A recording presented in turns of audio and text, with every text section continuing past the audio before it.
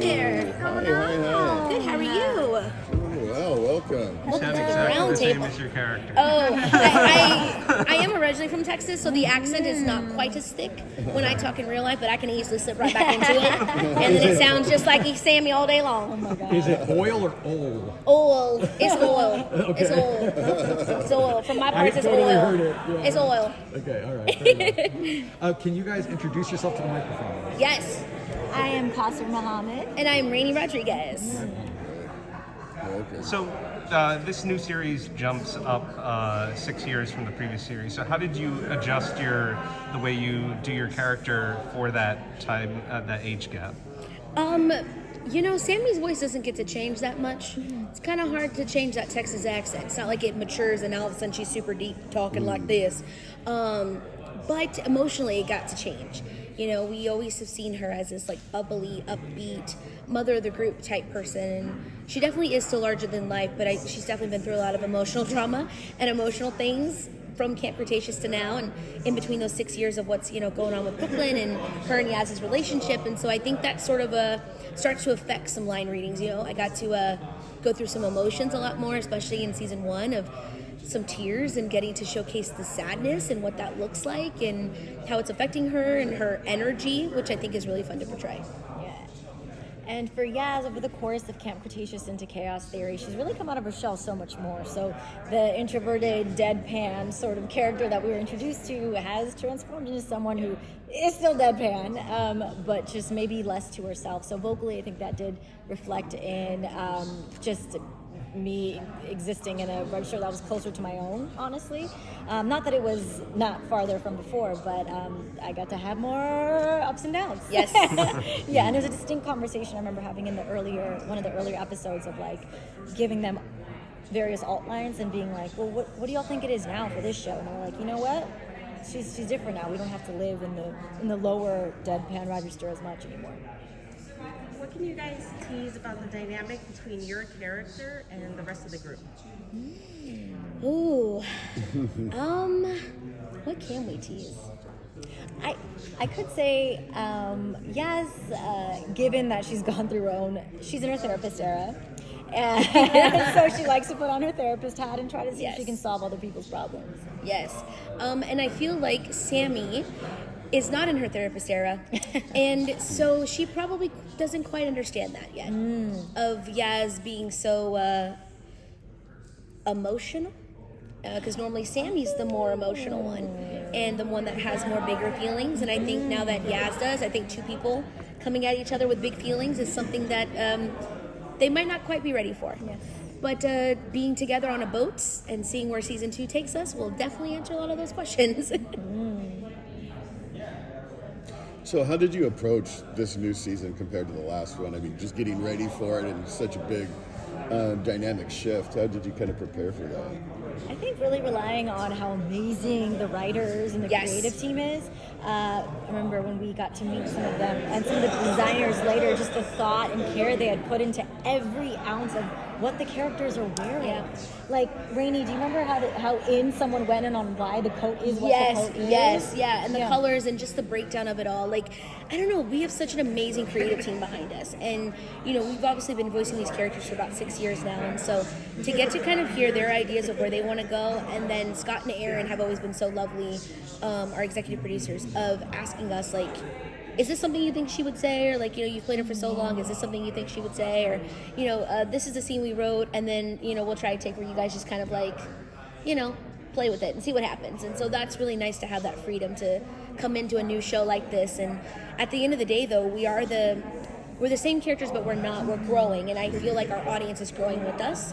So to be able to portray that and to show them the growth and the changes that we are having and the different responses to everything and our different personality traits that we're gaining and losing as we get older, just like any normal person would, is important for them to see, because then they get to grow and change with us. And, you know, sometimes the fans are going to be like, oh my God, Sammy, why would you say that? Or, Yaz, what's happening here? But it's good, because that's what a normal person would do. Yeah, not everything is peachy keen. No, especially when there's dinosaurs involved. Yeah. Ain't nothing normal about that world. It's chaotic. Hey.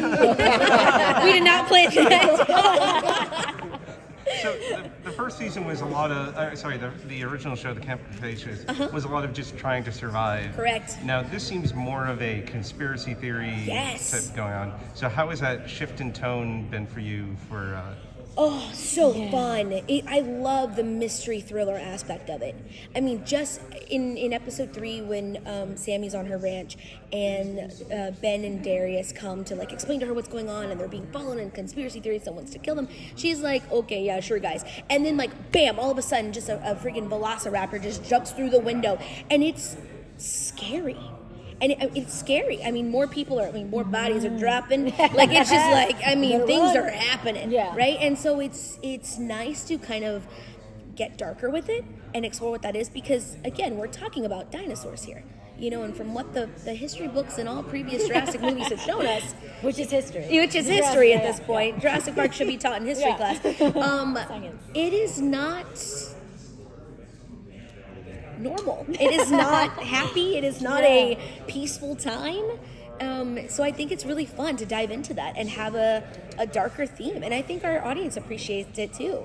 As animation, we get to do more things than what a live action we get to do. We get to play and kind of add new dinosaurs in and introduce them and showcase them and tease them and, you know, get to do a lot more of that action sequence. So I think that's really, really fun for the audience to get to see. I think. No, go ahead. How do you get into that headspace of like, I'm putting in some work, but I gotta act really scared? I think a lot of it is physical. Yeah. Like a sense memory thing. Yeah. Like of just like, oh, okay, I'm scared. I'm gonna over time. It's just kind of creepy, but how easily it is to be like, I'm terrified and I'm breathing into a mic. You know, and I'm fine again. Yep, exactly. The luxury of working on something for 6 years. Of being scared dinos for 6 years. Yes, and I think too, it's just a lot of hot tea. A lot of water. Yeah. Sometimes you got to stretch a little bit. Wear comfy clothing because you are running in a booth. Yeah. And you are screaming in a booth for a couple hours at a time. Yeah. You know, and you are telling this whole story. And you know, one scene, you know, you're in love with your girlfriend, and then the next scene you're both running from a dinosaur. You know, and then the next scene you're fighting, or the next scene you're doing this. And so it's like all those things kind of go into play with it. But I think it's a lot of, like she said, it's very lucky. We're very lucky to have the last 6 years to portray these characters, and it is a sensory thing where I'm like, okay, and now today we're running from dinosaurs. Yeah. So I need to not talk at all to be ready to scream. Yeah. A lot. Also, it's fun too when they write in there like that it's a dinosaur. Sometimes I remember in Camp Cretaceous there was an episode where it said like these dinosaurs come out of the bushes and the group screams. So we all screamed. But then when they animated them, they were baby compies. And we were like, ah! Like blood curdling, like, you know, T-Rex screams. And animation was like, yeah, we got to go back in. We got to redo that again and dial it back. Our voice director was like, so the dinosaurs aren't as scary as what we thought when we originally recorded. They're this big. And so let's redo that, right? So sometimes you have to go in there kind of going, by now you kind of have the idea of like, am I whispering? Is someone trying to hear me? Am I hiding in a bush? Am I yelling at them? How big are the dinosaurs? That way you know then how much air to intake and then let the scream out. Now, do you guys typically all record together or you record separately? It's a give and take. Sometimes we're together, and whenever we are all together, that's the funnest. It's so much fun. Raini and I often have the pleasure of recording together because our scenes are often together in that dynamic. And then sometimes it's alone. During the pandemic for Camp Cretaceous, a lot of it was in our closets. Yep. And us zooming, all trying to zoom in, and it was absolute chaos. It was chaos. It was the most fun, but so chaotic. Yeah.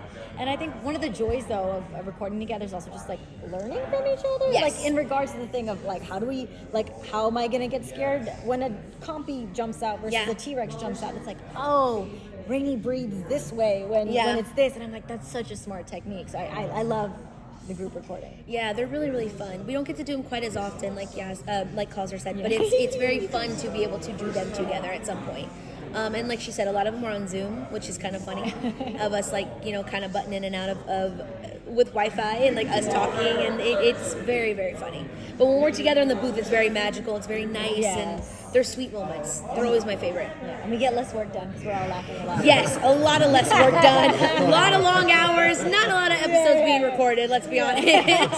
Not a lot of lines actually being said, so it's bad. Ladies, this is Jurassic Park. So how much pressure do you feel to keep on that legacy? It comes with a lot of baggage, a lot of awesome stuff, a lot of memories. I saw the first one in 1990, was it 93. It was the year I was born. I was in high school. I was But 4. anyway, Very old, yeah. right? Sorry. But Sorry. obviously, it carries a lot of lore, a lot of Yes. history, a lot of memories for all of us out here. So tell us about that responsibility. I just say it's such a joy. It's such a joy to be able to step in this space and represent so many different types of people who love Jurassic so much, but maybe not have been able to see themselves in a movie in that way, and especially doing it as youth in these spaces. So I think honored, and also in such joy that we get to do it with a team of writers and designers and creators who are so smart and brilliant. Yeah. Yeah, I always say every episode we put out is a love letter to the fans. I mean, every episode we put out has some type of lore, whether it's from the books, the original movies, the new Jurassic World movies, comics, the stuff people write on the internet. Like, our creators, they go for all of it. And like I said earlier, I think it's really special that as animation, we are able to put some extra dinosaurs in there, introduce some to other people, bring in fun characters that kind of have cool backstories that might tie into other things. I remember in Camp Cretaceous, like even Sammy's shirt from season 1, well, she kind of wore it throughout the whole show, but the floral shirt, was kind of a nod to Dennis Nedry from, Jurassic Park, and her being like, a double agent, him a double agent, and like those little nods there to me are so special to kind of have those things and to be able to give that back to fans. I'm such a huge fan of Jurassic myself, and so to be able to go into the booth and read the script and be like, oh my God, this is crazy. Like, we're constantly going, what is happening right now? What do you mean? Why are you doing this now? Yeah, literally, why are you doing this? Yeah. Is what we say quite a bit. Why us? But it's so awesome, and I hope the fans enjoy it so much because we put so much love and effort into it. Every single one of us behind it, the writers, storyboard artists, our animators, sound effects, everybody, not just us. We just get to be the faces that get to talk to you guys and put the voices behind the characters, but so many people put their fingerprints all over this with love, so it's very fun. As a brief follow-up to that, Yes. how iconic is Laura Dern in that first movie? Oh, she's great. I love her so much, right? Is she just about- Yeah, right? Yeah. Women rule the earth. She was cooking with something. She was on to something big time. Way ahead of her time. Way ahead of her time. I mean, literally. Do we have time for more? Go, we'll talk fast. I guess, did you actually learn anything about dinosaurs in these last 6 years? Yeah, the names are really hard to pronounce. They're incredibly difficult. Yes, I mean, you do. You can't help it. I mean, they write so many about dinosaurs in there. And Darius is, with him nerding, we learn in return. Yeah. So I feel like we're all a little bit dino nerds now. Yeah, we're all a little bit of dino nerds. You have to, I never really left life going, what is my favorite dinosaur? And what would I do if I encountered this dinosaur? An herbivore, an omnivore, a carnivore, that kind of thing. And now we just know. Yeah. Now I just know things. Like, I go to the Natural History Museum, and I'll just be like, oh, I know things about these dinosaurs now that I never thought of. Or I'll say the names, like, from the show. Like, I'll see an Ankylosaurus, and I'm like, oh, Bumpy. Oh. And I'll be like, oh, that's Toro. Look at that Carnotaurus, Toro. I'm like, oh, Rexy girl, I see you. And I'm like, these are, okay. What am I doing? I'm like, it's in Jurassic Park, and it just integrates into my brain in real life now. So it's like everything's the same. It's all real. Yeah. Thank you guys so much. Thanks a lot. Thank you guys so Thank you. much. Appreciate it. Appreciate it. Yeah, thank you guys. Thank you.